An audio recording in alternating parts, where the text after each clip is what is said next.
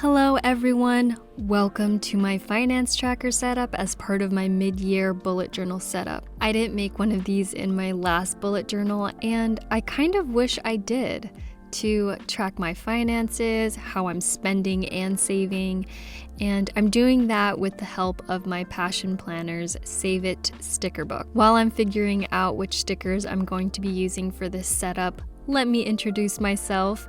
My name is Christina. If you've stumbled upon this particular video, I have plenty of other bullet journaling videos, planning, and lifestyle content, so be sure to check that out at the end of this video. I made up my mind. I think I'm going to use this page out of the sticker book.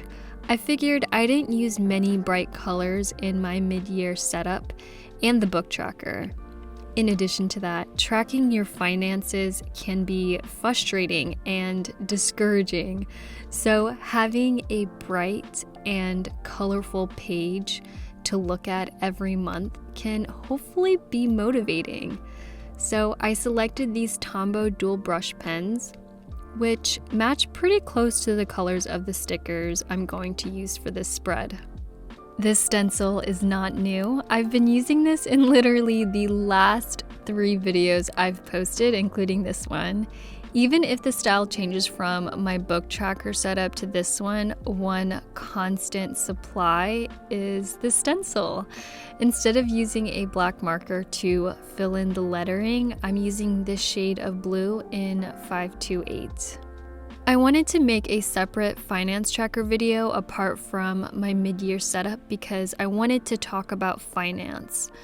I don't talk about finance ever on my channel, and I'm not an expert either. So the things I'm going to mention in this video are pretty basic guidelines that will help me save and control my spending. First, I'm going to use the Tombows I showed you earlier to create 3 columns on each page.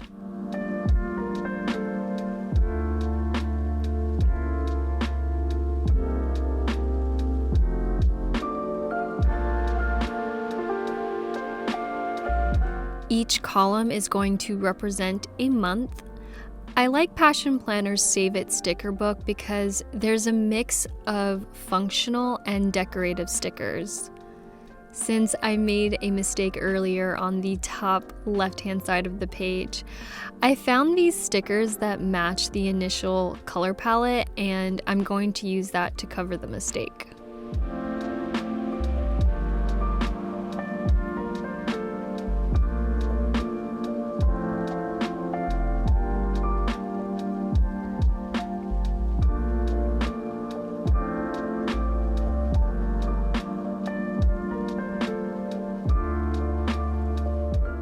This portion of the setup reminds me of the 50-30-20 rule. If you don't know what that is, it's a pretty straightforward way to budget your money. Here's a breakdown of how it works. 50% of your income after tax is used on needs, and that constitutes as bills, groceries, etc. 30% of your income is spent on wants. That includes clothes, going out to eat, and drinks with friends or family. 20% of your income after tax is saved for the future.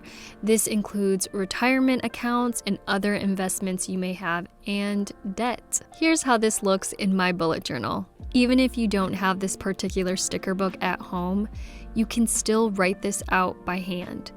But the sticker indicates where you would write your income for the month, how your income was spent, and how much was put towards savings.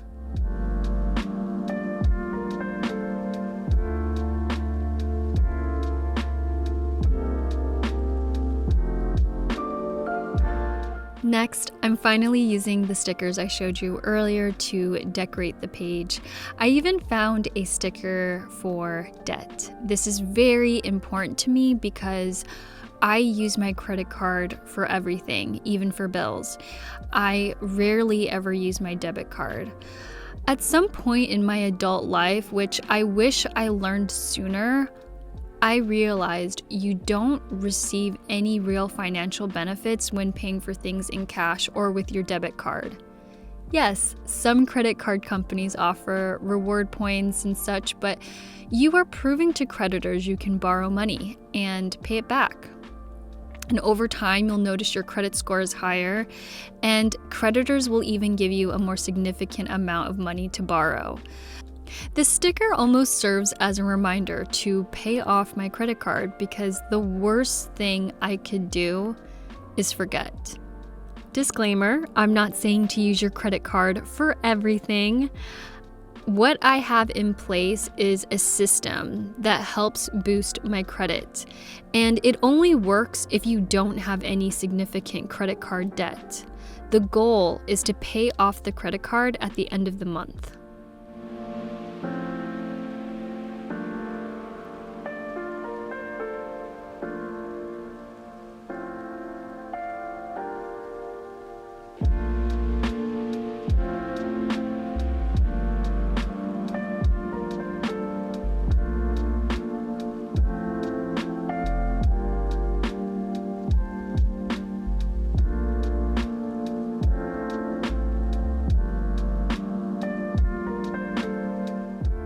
This next part hurt my hand. A lot of you guys know this feeling when you're creating your future log. But I'm going to be tracking some bad habits of mine by creating a monthly tracker, and not just one, but 2 for each month. I'm tracking how often I eat out and impulse purchases. Eating out is really common. I mean, how many times do we buy coffee every week when we can easily make it at home, right? But I am the CEO of online shopping, and nowadays it is so easy to shop online.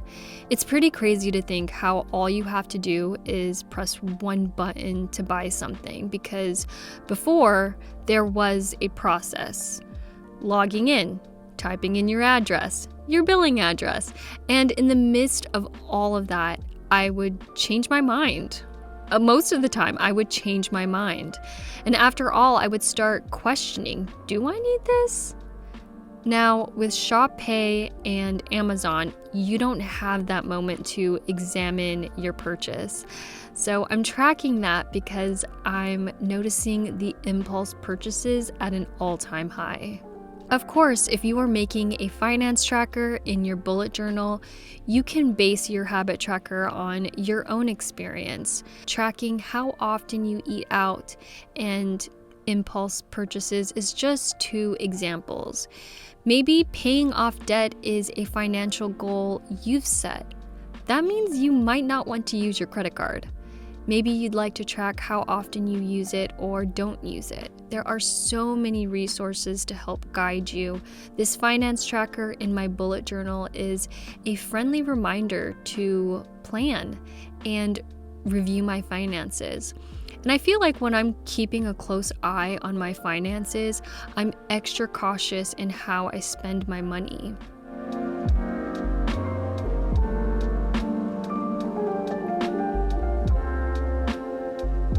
I hope this helps and inspires you. I have plenty of fun bullet journaling videos coming out in the next few months, so please consider supporting the channel by subscribing. I will see you all in the next one. Bye!